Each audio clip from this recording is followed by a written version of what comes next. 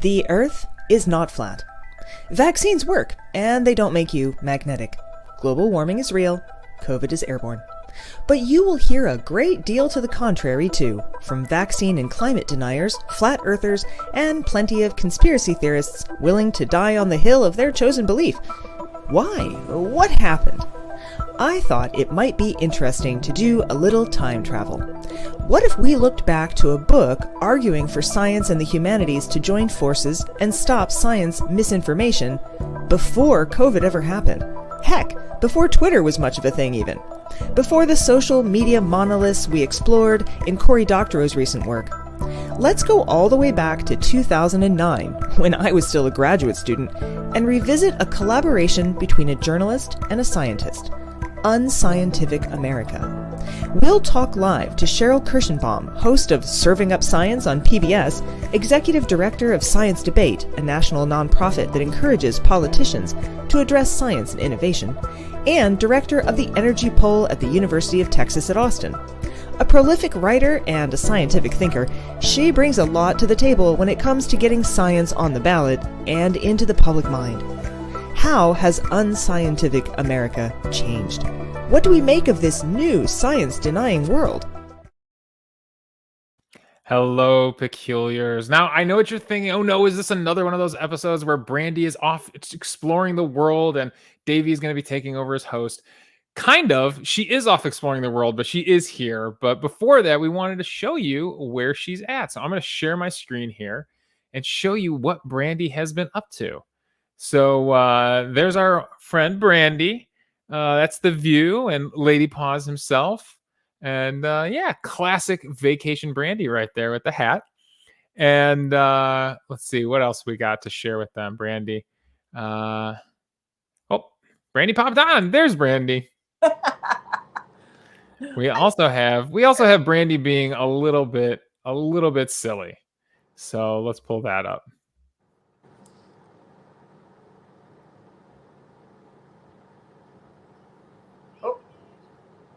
Oh no, you can't hear it very well.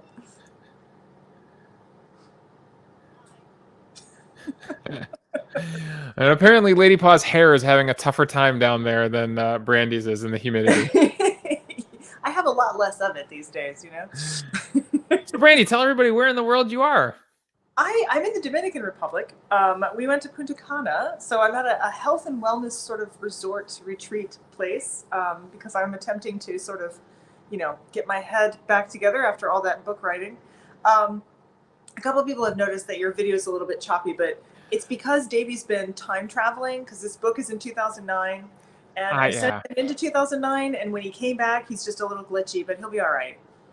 I don't know what's going on. Sorry, everybody. At least you can hear me though, right? As long as you can hear me, we're doing okay. And you also may have noticed, was that a new Claymation open to kick off the Peculiar Book Club? Turns out if you give Brandy a couple hours of free time, she will find a way to fill it. It's so true. It's so true. And you know, I felt like we need a little bit more Darwin and a little bit more Kenobi in the video. So I got you guys back. It. All right. Are we ready to bring on our guest? I think we are. And I noticed we have some people, some of our folks who haven't been able to make it for a while are here with us tonight, including Rachel Pruitt. I saw Randy Trent. We've got Kristen Meston. So Bonnie's here reminding us that it is Pi Day. So I'm excited to see all of you. And I know all of you are excited to see tonight's author, Sheril Kirshenbaum. Hi. Hello. Hi, Sheril. Welcome. Thanks so much for inviting me on. We're so happy to have you here. This was a really interesting book for me because I do remember 2009. And when I read it, because I came to it late. I didn't actually read it when it first came out. I came to it late and I was like, she's a prophet. So I just felt like we needed to bring you in and talk about some of this. And our peculiars are really invested in science and in the economy, the environment. Well, the economy too. Environment. It's all part of the same stuff. It's all in there. So I figured they would have lots of questions, partly about, you know, where we are today, where we were coming from then, the fact that scientists have been trying to warn us all this time, but also you have a book on kissing, and we're not going to be able to let that go either. We're going to have to talk about that. We're going to have to talk smooching a little bit, yeah. We're going to have to talk Fair a enough. So he says, what better yes, to do on Pi Day? That's right. So yeah, we always like to start off just with a question about how the book kind of came about and a little bit about your work in general. And I know that you said you used to work on the Hill, and so you've been right there with a lot of things happening. So why don't you let us know a little bit about how you came to do this book. Kathleen Richardson's like, scientific smooching. Yes, guys, scientific smooching. We're going to cover it. There's a little bit of a lag in the chat, so we're going to give people a chance to type their comments and questions. So you guys put your questions in for Sheril about kissing and the environment and science warning us and the world being on fire. And Sheril, tell us a little bit about yourself and about this, how you came to this book. Sure. And I'm just chuckling at Kristen's comment that someone who read a copy of the book was just really angry at Carl Sagan, because he's my personal hero. I absolutely adore him. So it's just kind of funny to see. We all have our own opinions. We all have everybody. But to give you the kind of brief version, so I was in grad school right around the turn of the millennium. So I was in marine science, and everyone thinks whales and dolphins. And while those are cool too, I was studying the very charismatic sea cucumber. So I can tell you, aside from kissing, I can tell you all about sea cucumbers. I was doing modeling of how they moved and how they grew and all these exciting things. And then I got really lucky around 2006 and got picked as one of those science fellows who gets plopped on Capitol Hill. I worked in the Senate with Bill Nelson, who is I'd call him at the time a conservative Democrat from Florida. So it was interesting because coming from Maine, some of the senators we had in Maine at the time were probably a bit further to the left on some issues than my boss, who was a Democrat. They were two Republicans. So it was kind of this like insight into politics don't always look the way that we expect them to look. But he was great.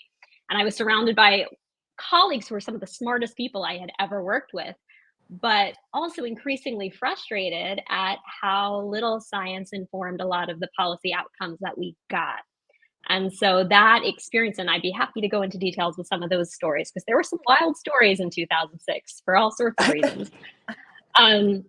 But long story short, it really transformed my own path. So I expected to be going back to the lab, studying sea cucumbers and all sorts of other critters and invertebrates and everything oceans. And that made me a lot more interested in those intersections between science and politics and people.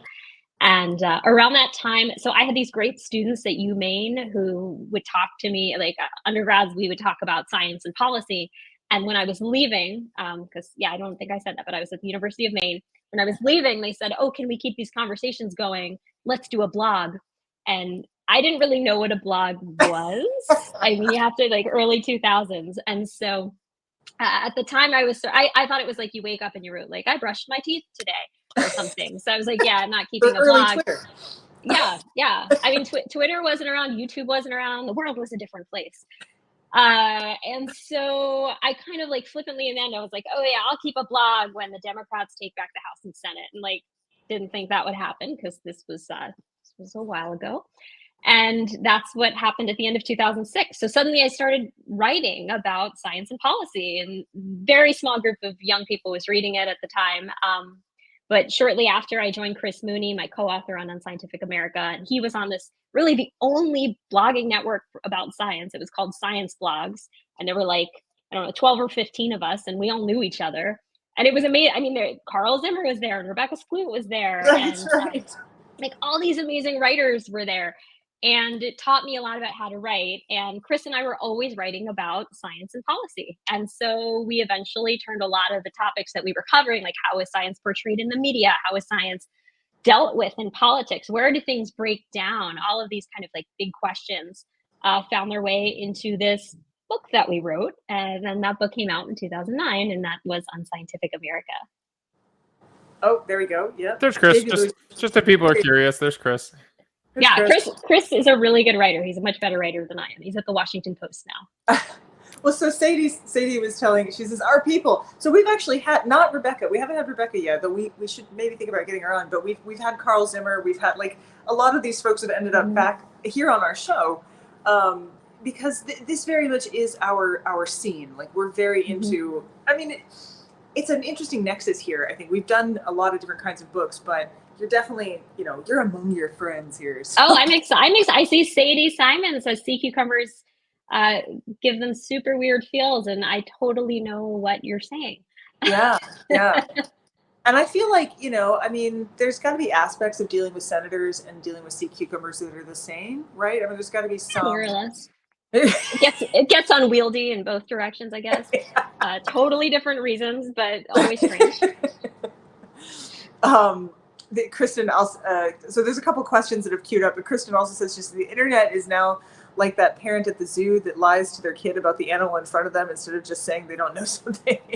Oh, there's our sea cucumbers. Look at those sea cucumbers. I feel like it's even possible I might have taken one or two of those photos. Like, Oh, there's not so many. I mean, there's more sea cucumber people now, but back when I would go to the fisheries conferences, there were just a few of us, and we'd all hang out and talk to each other. So it's all different species, though. They're super cool. Mine was the orange-footed sea cucumber, Cucumaria frondosa, and I remain a huge fan. Aren't they the ones that sometimes have other animals that live in their bums? Not that particular species, but they do expel their inner organs when they're upset. That's right. Yeah. So there's that. I do that. If I'm really upset, it just like that. That's where they come from. Oh, is this the orange? Are you finding the orange-footed one, Davey? Is that aren't they cute? Aww. Yeah, this is the orange-footed ones. Here we go. I find them pretty charming myself.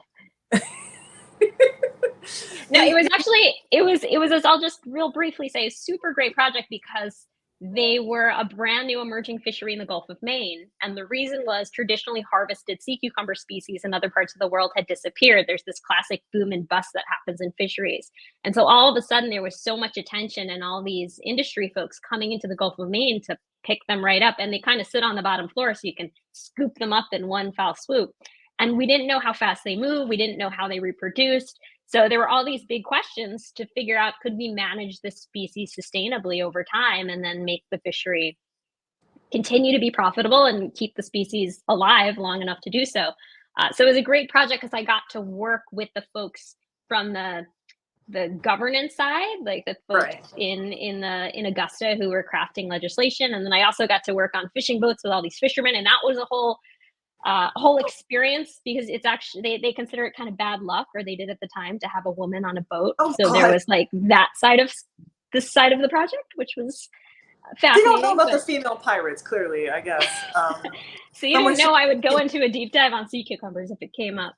I'm slightly disturbed by the fact that I didn't realize that there was a fishery for sea cucumbers, and I'm do we eat them? Is that what happens to them? Why do we fish for them? They're eaten in the Far East. Sorry, my 11-year-old son has decided to fiddle under my desk while we chat for some reason. Okay. Hello. he should be gone in just a second. Can we ask him what his favorite sea cucumber is? What's his favorite? Do you have a favorite sea cucumber? I think he's puzzled. I didn't expect he would pop in.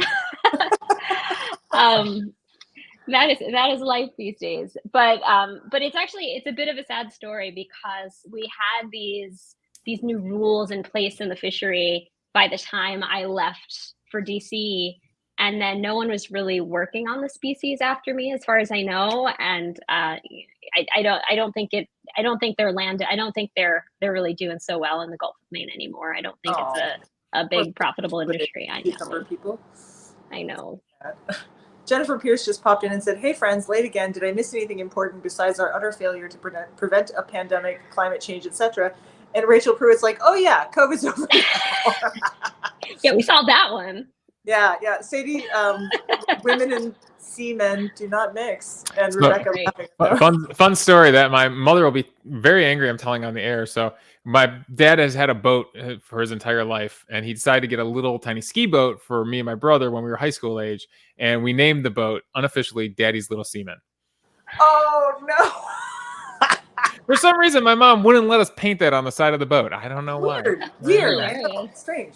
So I have a question for you that has popped up. Oh gosh, we do need to do, Davey, don't forget about announcements. Announcements, yeah. We're going to do this question, and then we're going to do announcements, and then we'll come back and do more questions. I always do this. Rebecca Gibson says, "Cheryl, are there any conspiracy theories you believe in?" Oh, that's, well, Bigfoot. No, I'm kidding.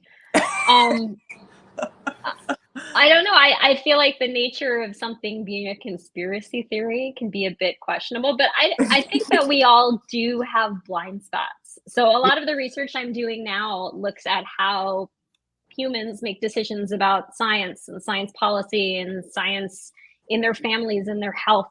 And so, that's taken me into the world of cognitive biases and motivated Yeah. reasoning. And I think so much of what we believe to be real and true is based on our experiences and our culture and just what's familiar to us. So I don't know if I'd call the stuff I believe in conspiracy theories. I think there's sort of like this dissonance there, but I think we all definitely arrive to everything with some blind spots, and Oh, yeah. it's good to be aware of that.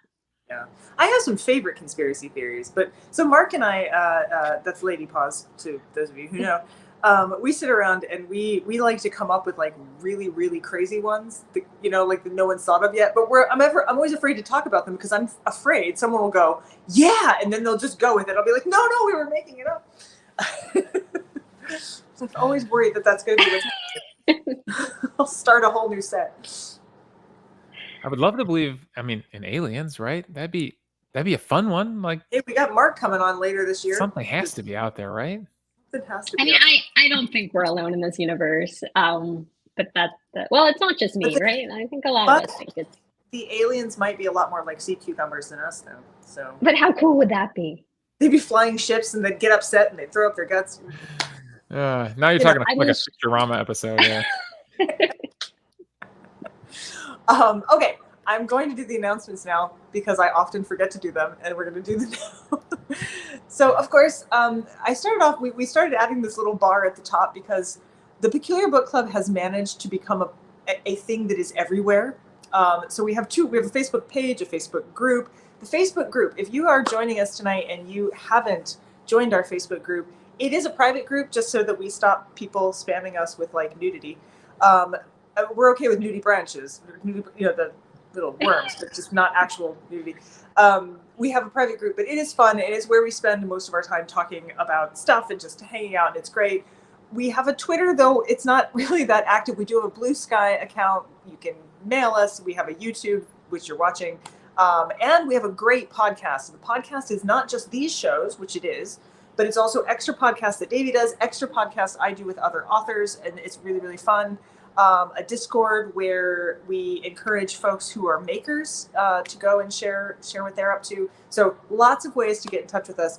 Probably the most important, however, is the newsletter. Chances are, if you're watching the show, you do get the newsletter. But if you don't, you definitely want to get it. It's how we send the live links to our shows. So please share that with your friends and family and strangers on the bus and other things.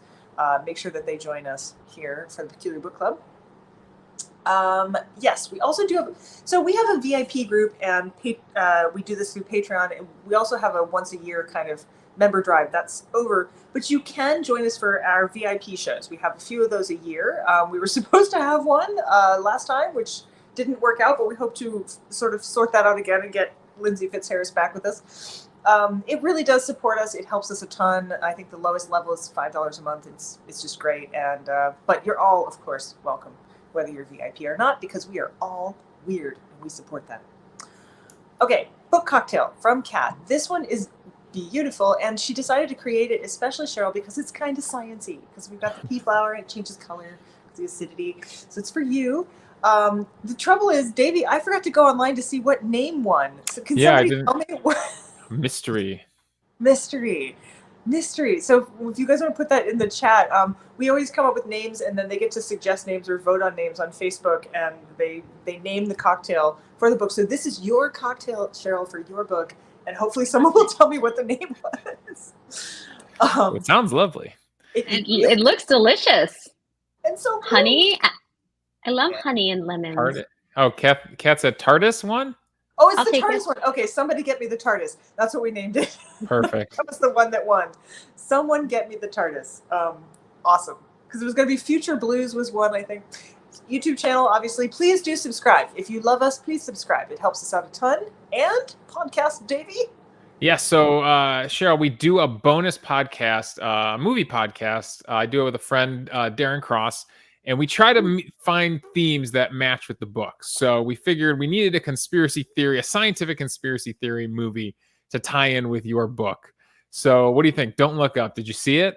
You have any opinions? All right, so it's funny that you included Don't Look Up because I gave a talk in North Dakota 2 days ago, and that's the movie clip that I show. I only show one movie clip, and it's Leonardo DiCaprio and Jennifer Lawrence sitting in Meryl Streep's Oval Office describing this comet headed toward Earth, because it was written as satire, obviously, but I find it so realistic that this is actually the scariest movie I've ever seen, and I can't watch it again. I had to pause it halfway through and give myself some time because it was written so well, but it's terrifying, and it's terrifying for the reasons that I think are supposed to be sort of funny.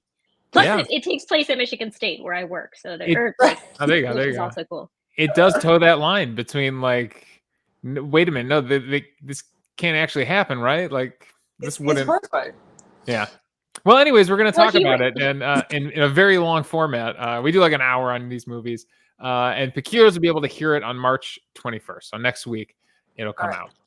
And the comet is supposed to be representative of climate change. I'm sure you know that, but he wrote it as the symbol of climate change. So I think it's really clever. It's clever, but also, horrifying. Yeah. All right. Well, it sounds like we chose well then. All right. Yes. Good job, Davey. I almost went, just to let the Peculiars know, I kind of wanted to do the Manchurian Candidate because that's also conspiracy theories. I wanted to compare the old one to the new one too, but we'll save that for something else.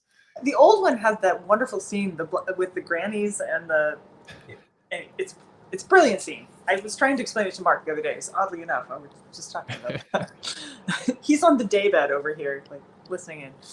The Peculiars are saying Sadie says it is scary. It is scary. Jennifer says totally scary. See? I have a question somewhere. Where am I here? I've lost it. Oh, Amanda Johnson asked, has anything improved regarding science communication? It seems so much worse with so much more misinformation and disinformation floating around. Has anything gotten better? Yes, and I love that we have a chance to be optimistic. I mean, yes, and to be fair, I should preface it by saying anyone can call themselves a science communicator. So it's not that everyone out there who's talking about science has a sense of what the heck they're talking about. But that said, and this is a reason that I think there is still hope. When I was a grad student, which was now 20 plus years ago, I don't want to think about that because that's true for me too. Yeah, it definitely makes me feel a bit old.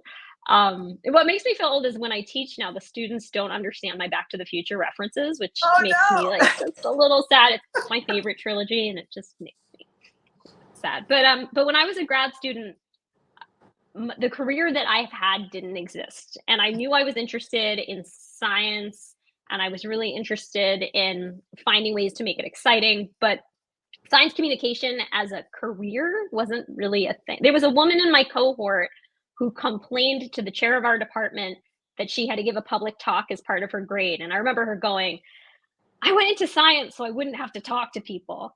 And even back then, I was like, our funding all comes from tax dollars. We have to at least be able to talk about why we do this stuff, even if we want to be left alone, right? So, in that time, in those 20 years, I mean, there's been an explosion of ways to communicate. There are programs at universities and informal spaces across the world. Like this, where we talk about all these super nerdy, exciting things. And actually, Jennifer Pierce said, to think I nearly missed barfing sea cucumbers from space. So, well, that's something we can revisit anytime. But yeah, I think science communication has exploded onto the scene, and we're finding more and more creative ways to do it. All sorts of form. I also work for PBS Digital Studios, so I have a little YouTube channel where we talk about the science of food and all these things that are here now that great people are doing in so many different formats, and I think that's really exciting. But it also leaves space for the folks that are less informed to also tell their stories, which can be a little frustrating. And it's Amanda said right here, she says, I took a science writing class for my undergrad, loved it, and wanted to become a science writer focused on psychology and sociology. So, I mean, there's a lot. I think you're right. I'm a medical humanities professional, which also didn't exist so I don't have that as a degree because there wasn't one, but that's what I do. And so I get that. We've written our way into these careers. You and I, like you're part of this, right? We've written our way into this happening, which is why we love to support the authors that we do here on the show, because that's kind of the point. Like this is one way you change things. Hi, Lorelai. Lorelai's here. She's like, I'm late. I'm here. I made it. And now I had one, where is it? Davey, there's about being a science teacher. Who was it? Lexi, sorry, found it. It says, I'm a science teacher and trying to handle misconceptions is such a struggle. And so, I was going to ask, we have this positive thing that there's a lot more scientific communicators out there. How do we deal with, we do a lot of debunking, but like, how do we fix? J.K. Rowling was dumb this week, and so I spent a lot of time correcting a bunch of misinformation about transgender and history and and the Holocaust. But how do we handle misinformation? It's really complex. It's really complex, and the big answer is never super satisfying because I always say it depends, right? It depends what the topic is. It depends what our role is and what our community looks like. But I also think we all the folks kind of working in this space, we have real opportunities. We don't have to try to change everything at the international level, but we all have these relationships with people around us. Because so much of convincing someone, if you want to call it that, has to do with like building trust and building relationships. And so I really think that like I visit our local schools all the time and talk about climate change and talk about why I love science. And I feel like these all have ripple effects. Some of and there's not one approach. Some folks are great writers. They can write op-eds. Some people, can speak in schools. Some people can speak another language and help with the translation between cultures. So there's lots and lots of ways I think to be involved. I do feel for teachers right now. As you saw, my 11-year-old barged in, but I can't control all the stuff he comes across, and he'll sometimes ask me these questions. Like he was asking me a few weeks ago about global cooling, and I said, well, what you talking about, bud? Where'd you hear that? And he's like, oh, my friend was telling me about it because he saw something on YouTube and the planet's getting colder. And I'm thinking, oh dear, is this like one of these big gaming YouTube channels or something? Like all that. So it's a battle, but I think enough of us have to stay engaged because we all have a role to play. Well, I have a question for you. This is a very scary question, and everyone has already remarked on the fact that it's very scary. Kristen Meston asks, what do you think would happen in the U.S. if an actual science denier like RFK Jr. became president? I am not as terrified about that as you might expect. Oh, for yeah? a few Okay. reasons. Give us hope. Give us hope. We've had people in the White House before that haven't exactly been science focused or very friendly to science. So we've seen that happen before, and here's the thing, the person in charge is going to believe what they believe, and they're going to make a point, they're going to choose appointees, they're going to do all this stuff. But I'm lucky enough where I have the perspective, having worked on the Hill, where a lot of my friends are still out in many of the agencies that work in science, are still focused on this from all different spaces and sides. And I truly feel like while we may have more of them in a science-friendly administration, there are a lot of people still in those spaces who are trying to do the right thing and make sure that we stick to as much as we can. At the same time, we saw during COVID what happened when it felt like the administration wasn't exactly following the latest research, and the fallout was pretty intense. Yeah. Well, and having in Britain as well. With Boris Johnson and having his big parties and during the COVID lockdown. So, you're right. You're right. We do survive these people, but it is frustrating to know that funding can get cut to really important projects, into these things, which I think is the more bureaucratic outcome frequently. Well, yes, but also think about, so everyone, I know not everyone probably listening is focused on science budgets, but I really am. And there was a whole celebration, I feel like, in the science community when the CHIPS Act got going and it passed, and yet the money didn't come with it. So there's all sorts of aspects of science that right now have faced slashed budgets that a lot of us aren't so happy about. So it's not always who's sitting in office. There's so much kind of influencing what those budgets look like at any given time. Right. No, that makes sense. All right, I'm going to ask Kathleen's question, and then we do have so we usually do a musical number. We have a house band called Charming Disaster. It was their song that starts the show. But we have a special guest doing music for you because it's been a while, folks. But our Peculiar in the Field is back with a song specifically about trying to look deeper at smart issues. But first, Kathleen Richardson said, "Science versus other beliefs in public education. How is the future looking?" Oh, that's not a short one. Oh no. And you set me up to be so excited about this musical interlude, and now I know it's your reward for answering this question. Gosh, I mean, I feel like, we've got a tough road ahead of us, not just in terms of science education, but with the rise of nationalism, populism. We see this anti-intellectualism kind of come out of that, Yes. which, moves alongside the rise of misinformation and folks on either end of the spectrum pushing each other away. And in many cases, like, that means like actively rejecting what science tells us. But I'm not ready to throw my hands up and say, okay, it's over. I think there's so much that we have yet to do and can still do. And I find it very inspiring to work now with so many students, college students and beyond, and who are absolutely dedicated to this. So I think that there are some real solutions on the horizon too. And young people are sponges for this kind of thing. My friend Lance has a child who's like 8 or something, and he's reading like a quantum physics for kids. I mean, kids love science. It's actually not that they don't. And I think the earlier you can reach them, the better.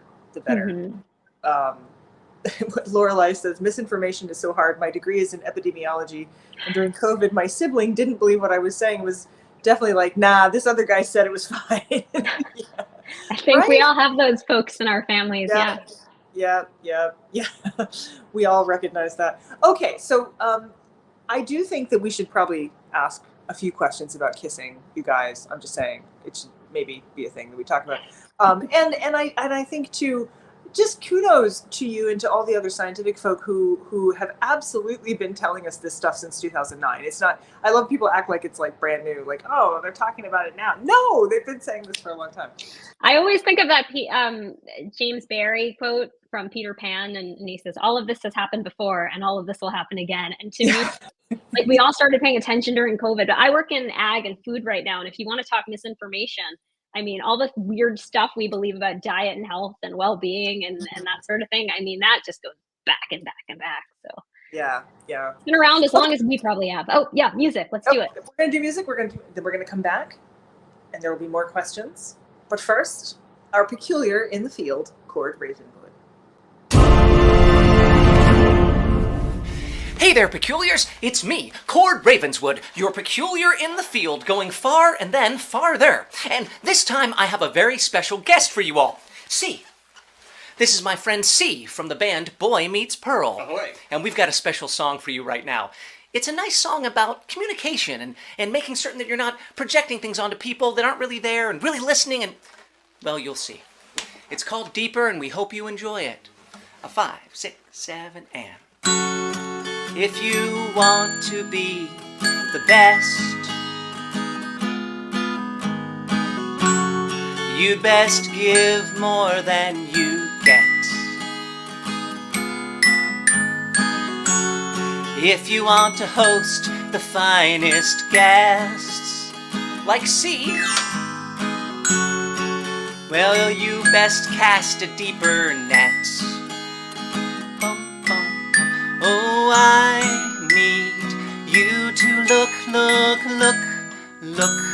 little deeper. I need you to look a little deeper. If this thing is gonna work at all, I best put my best foot before the fall. and maybe stray away from what my grandpapa called the power of conventional wisdom and how it's infallible. Bull, it isn't. You can't have love without the facts, no. But where you get your facts, you're gonna ask. I get them from a wide variety of verifiable sources. And not from one single cart pulled by one single solitary horses. I need you to look a little deeper. I need you to look a little deeper if this thing is gonna work at all.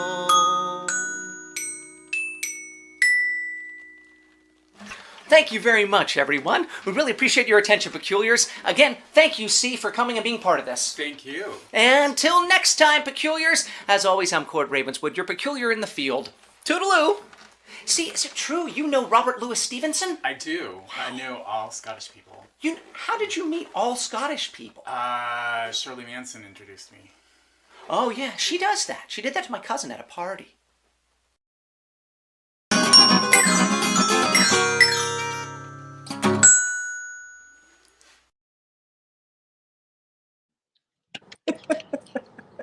I loved it.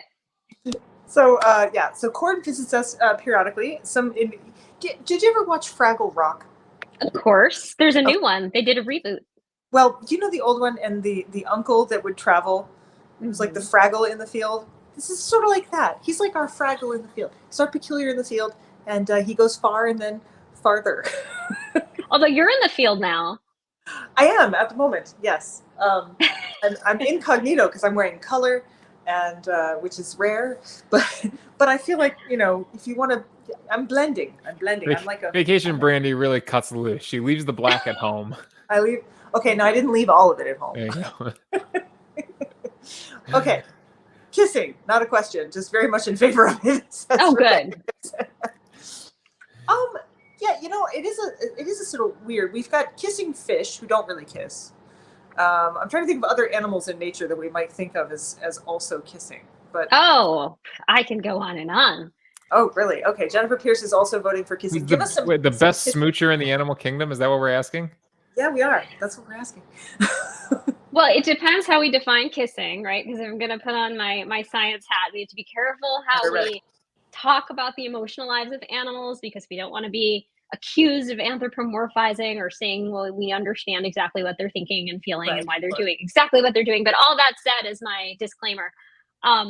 If we broaden the definition to define kissing as connecting with another individual for a socially significant reason, we see it all over the place. We see prairie dogs, we see lions nipping at each other, we see turtles tapping heads, which they do for all sorts of important purposes. We do see those kissing fish, and that's a form of conflict, but it's an important form of conflict. And then bonobos are one of our closest primate cousins, share much of our DNA with them. They've been observed in nature sucking on each other's tongues for over 10 minutes by a friend of mine, Vanessa Woods, who's at Duke University.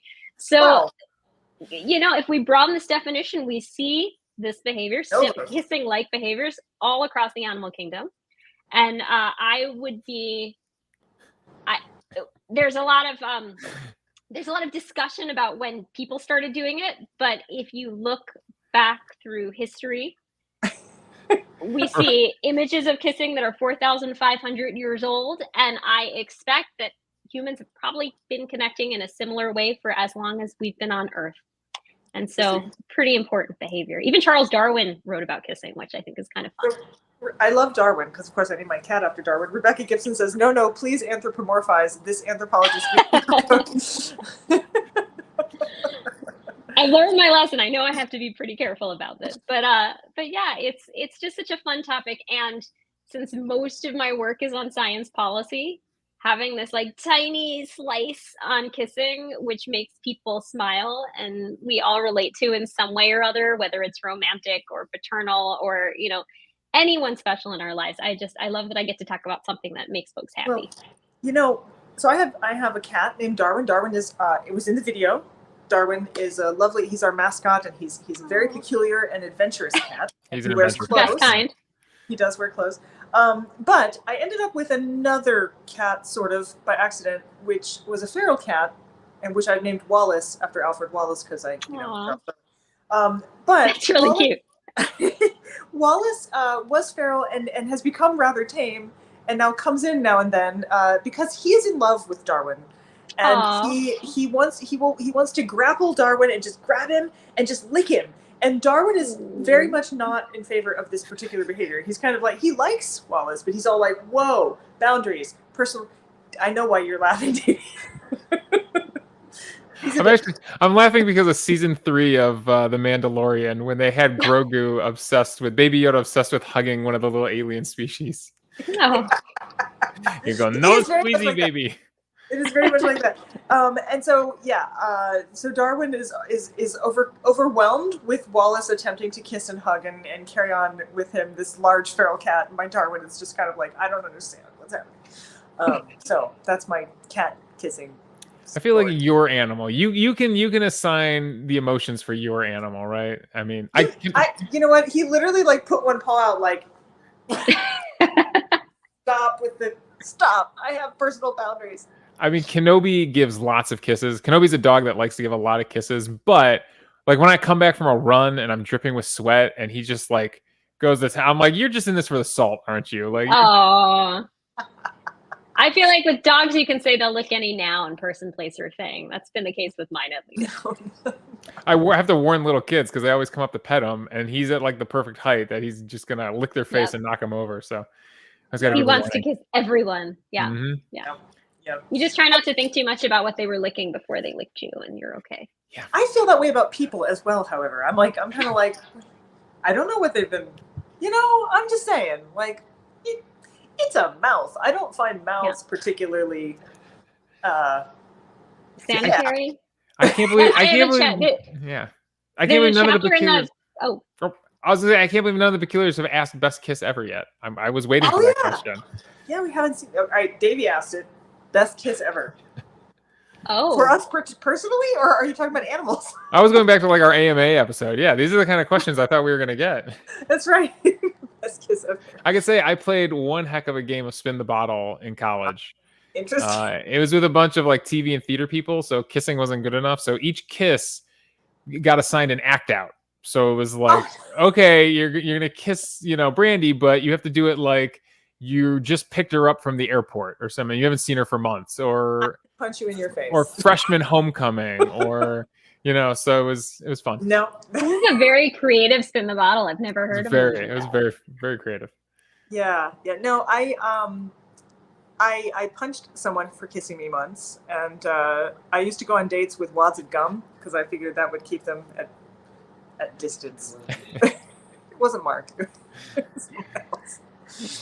Well, I'll backpedal just a sec and say there's a chapter in the book to what Brandy said called "There Are Such Things as Cooties," and I forget who, but someone had said they were in epidemiology.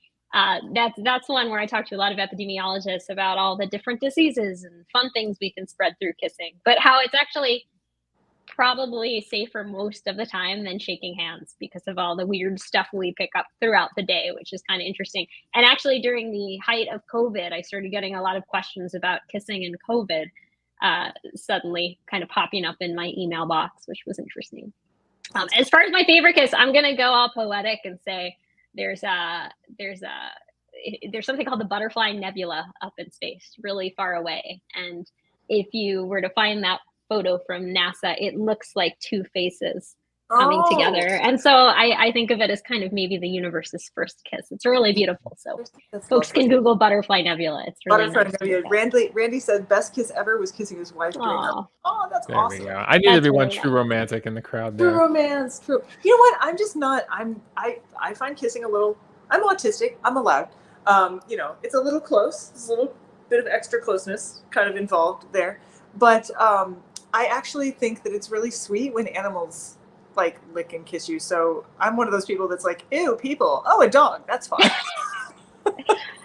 I do feel like my dog he's an excellent judge of character. So if he's ready to get up and snuggle or kiss someone, I'm like, they're probably nice people. They're all right then. All right. Kathleen Richardson says, what about kissing between different species? Since I just brought that up.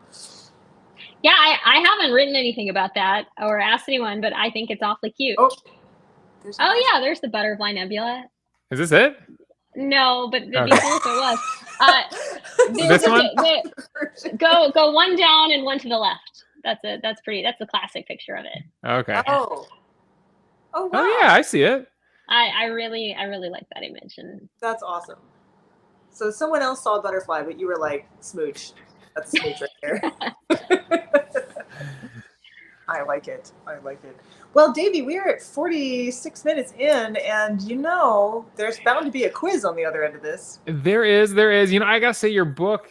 So we quiz the author. I usually pull a little thread from your book and find something to quiz you on. And your book actually gave me a lot of ideas. That book came out a long time ago. I felt like each chapter, I wanted to do Washington Post headlines. I'd tell you the article and guess the headline from it or something. But I couldn't find a good aggregator for that. So I decided to take inspiration from Carl Sagan, who you talk about a lot. Mm-hmm. And I'm going to quiz you about other TV show scientists. So, okay. We learned a lot. The classic line, of course, about TV is TV will rot your brain. But I think these shows are safe. So the quiz this week is called TV will rot your brain. And we're going to start with Bill Nye. Bill Nye the Science Guy might be known as an Emmy Award-winning science TV host. But in his early career at Boeing, he was known for inventing what part of the 747 airplane? Is it A, the double-slotted inboard flaps, B, the high bypass turbofan engine, or C, the hydraulic resonance suppressor tube? What do you think, Bill Nye? And you can get help the from peculiars will help. We'll give him a second to answer in the chat there. I will say, reading Bill Nye's Wikipedia page, my God, this guy lived an interesting life and crossed paths with Carl Sagan many times. Big influence on him too. So Randy, Trent, and Kristen both are guessing C here. These are all actually parts on the Boeing airplane. I will say that. Are they parts that have recently fallen off? Is my question. I know. I think we have to go with C. C? All right, you're guessing C. The answer is yes, the hydraulic resonance suppressor tube, which helps with the vibrations, in flight. So they said on the Wikipedia page, you could thank Bill Nye the Science Guy for the next smooth flight you take on a Boeing 747. Instead of parts. Yeah, exactly. All right, question number 2. We're going a little bit further back to Mr. Wizard himself. Don Herbert, better known as Mr. Wizard, also very interesting, flew in the military and things like that. Oh, wow. Brought science into many kids' lives with his hit TV program in the 1950s and 60s and follow-up program in the 1980s and 90s. He was such a hit with audiences that he was a guest on the very first episode of this late night talk show. Was it A, Late Night with David Letterman, B, The Tonight Show with Jay Leno, or C, Late Night with Conan O'Brien? He was that popular that for the very first episode, the first guest of the night, I'll tell you, was Bill Murray. And then Mr. Wizard was the second guest of the night. Wow. Okay, a lot of people are guessing A. Lexi, Rebecca both say A. I was leaning toward B, but I think I can't go wrong with going with the recommendations here, given our last one. So I'll say A. All right. So many unnecessary apostrophes, says Amanda. And I love Mr. Wizard. I grew up with Mr. Wizard. I do these very fast. Please don't fix my grammar. The answer is yes, it is David Letterman. He was a frequent guest. The peculiars are smart. They are. Bonnie said, fun fact, the science museum I worked at guested on Letterman in the 80s. No kidding. Nice. I love Mr. Wizard. That was one. I hope I can still find those episodes for my kids because those were so good. I'm guessing they've got to be on YouTube. That was such a big part of my 80s experience. Mm-hmm. Yeah. All right. Question number 3. Who says scientists aren't tough? Neil deGrasse Tyson, known for hosting science programs such as Nova and an updated version of Cosmos, among many other media appearances, was the captain of what sports team for the Bronx High School of Science? Was it A, the wrestling team, B, the football team, or C, the rugby team? And obviously, of course, a huge connection here to Carl Sagan with the cosmos. Yeah. I really hope it's rugby. It's probably not. Amanda says A. Oh, Rebecca says A. Randy's going with football. Kristen says A. I knew looking all three of these people up, I was like, there's definitely going to be an interesting past to all these people. And there definitely is. Like they all have pretty fun life stories. I'm going to be sad that it's not C. Yeah. I My first job was actually at the American Museum of Natural History while he was at the Rose Center back around 2000. Oh, wow. I want to say 2001 or 2001. And so but we never talked about what he was the captain of in high school. So I think given these brilliant peculiars, I'm going to say A. All right. She's going with A. The answer is yes, the wrestling team. Wow. And look at how, he is in shape. Woo. That's high school? Yeah. I know. People in my high school didn't look like that. Oh my gosh. Apparently he's on tour. A couple people are going to go see him. It looks like Jennifer is planning to go see him. She's got tickets. Sadie says Mr. Wizard came to her school when she was a kid. Yeah, so that was Can you an interesting thing. Like, not only was the TV show popular, but what really launched Mr. Wizard's fame was the Mr. Wizard science clubs that popped up at like thousands of schools across the country. Right. So it carried that legacy on after the TV show ended. I did have Rebecca Gibson who says, most surprising but best kiss. A student swooped in and kissed my cheek in gratitude as he walked during graduation. Aw, isn't that sweet? Yeah.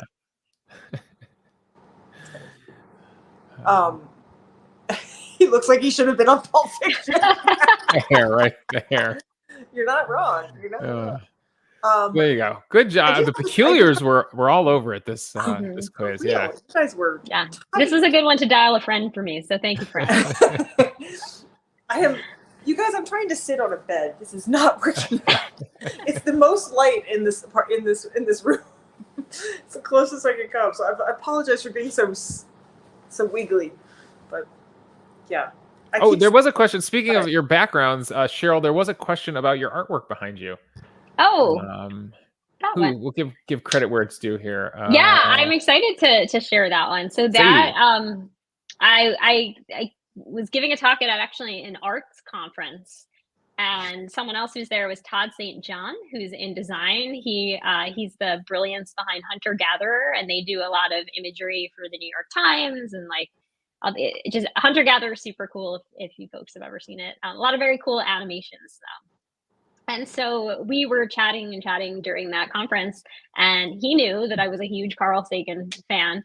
And so after the conference, like a few weeks later, this poster roll shows up, and he designed that and put a Sagan quote on it. And I feel like if I try to say it from memory, I'm going to botch it. But essentially, he talks about how scientists are willing to kind of listen to each other and admit when they're wrong in a way that politicians and folks in religion generally don't. And so it's a really great quote. And it's something like, what often happens in science is scientists will recognize when they're wrong. But it's what I think there's something so powerful in being able to admit mistakes and when you're wrong. And it's I think a lot of sorry to bring up J.K. Rowling again, but so like people who commit to doing they'll say the wrong thing and then they decide to just like commit, instead of going, well, maybe I don't have all the facts, And I learned that probably I should have learned it much earlier in life, but in my 20s I started being like, you know what, you can just be wrong. Just be like, you know what, I was wrong, and then you learn stuff, and then things are good. And so it's very powerful, and not enough people are willing to take. It is risky in some ways, but the reward is so great because you learn more. Yeah, I agree. And honestly, because I go around and I talk a lot about communicating about science, and I think one of the most underrated but most important aspects of that is taking time to listen. Because we show up when we make a presentation and we do this one-way thing, when it's that interaction and it's figuring out what other folks are thinking about, and also maybe recognizing when we are not correct, which happens more often than I think a lot of us realize. Also, if you figure out how to do this, marriage is much easier if you know. just clue for any of you out there. It's a good thing. Hear, hear. She said hear, hear, and it was right after you said listen, and I was like, listen, hear, hear. So that I bring it back to your book. I think that was something that, like, as the influence of the science community fell off, right? Wasn't the fact that scientists do correct themselves? Wasn't that like part of the problem connecting back to the American people? Yeah. Yeah, and I mean, we can see even with COVID and all sorts of things. It's like science. We often think of science, or we're presented with science as a series of facts, and that's how a lot of us have been trained to think about what's true. I mean, we saw these kind of catchphrases like "I believe in facts," and I don't Yeah. think that's very helpful because science is a process, Yeah. and it's always changing, and we're always learning from what came before and then building on that theory. And unless we think of it as a process, then everything kind of gets lost along the way. Is like the science of COVID. Should we be wearing masks? Should we not be wearing masks? What do we know about the virus? How does it replicate? I mean, and then we were dealing with the situation like we know something like around, I mean, the percentage varies and changes every couple of years, but according to NSF and other folks that track it, about half of Americans don't believe in evolution, say the earth is less than 10,000 years old. So if you don't think evolution is real, it's very hard in terms of this scary virus to talk about mutation and why the virus is changing and how vaccines aren't effective 100% of the time. So a lot of people in my life were like, oh, well, I got COVID, so these vaccines don't work. And then you try to explain, well, there's efficacy and there's the level of illness that you experience and there's all these other things. So I don't know why I got on that topic, but yeah, science is a process. Yeah, no, it is. And I appreciate that because I used to work at a medical history museum, and I was giving a talk on diseases and vaccines, and so this is long before COVID. And I was talking about polio, and I was talking about, and this child, a young kid is there, and I'm explaining to him like, yeah, polio vaccine and all this stuff. And his dad comes along and goes, "Don't worry, son, none of those diseases are around anymore." And I was like, stop. I was like, stop everything. You come back here. We're going to talk about this right now. But it's true. People want things to be black or white, right or wrong. They want to believe that it's over. There's no over, And then Kat said, sometimes things are sparkly peach or magenta. It's black and white is not it. So it's a very, very frustrating thing when you're, because I'm a historian. So of course it's always about how like this steadily evolution, because frankly, if science didn't evolve, we'd still, it's good to have, like, we'd still think that the sun went around the earth, right? Like it's good that science evolves when facts change. But yeah, so I think that was a wonderful way to end tonight's show, because that is partly what all of this is about, and why I wanted us to look at a book that was written in 2009, where things have changed. You were oddly prescient. I wish I wasn't. Like, problem solved. Everything got problem better. solved. If only. It's like Bonnie says, I love telling people the plague is still around. Yeah. It crops up periodically, often in prairie dogs and other critters. But it's just funny to me how we can get so far from realizing that science is a series of questions looking for answers. And it ought to evolve because we ought to evolve and change as well. Our thinking ought to expand. So I deeply appreciate the book that you wrote. And I wondered if you had anything you wanted to leave us with. Well, it sounds so cliche, but I think all of us should just stay curious about the world. And in this community of peculiars, I don't think I even have to say that. But I do want to take just a second and thank you for inviting me here, because this has been super fun. Yes, it's so good to have you. And it's so wonderful to be able to chat with a scientist on our show and with authors. And thank all of you for coming and listening. And hello from a distant island where there are palm trees. Davey, thank you again for being our showrunner, and glad all of you could make it at a place where, if you're weird, you're family. You got the blue bottle blues when you wake up in the night. Don't make a big mistake, 'cause you can never make it right. When you reach out for the vial, feel the ridges in the glass. It's a matter of survival, baby. Better watch your back.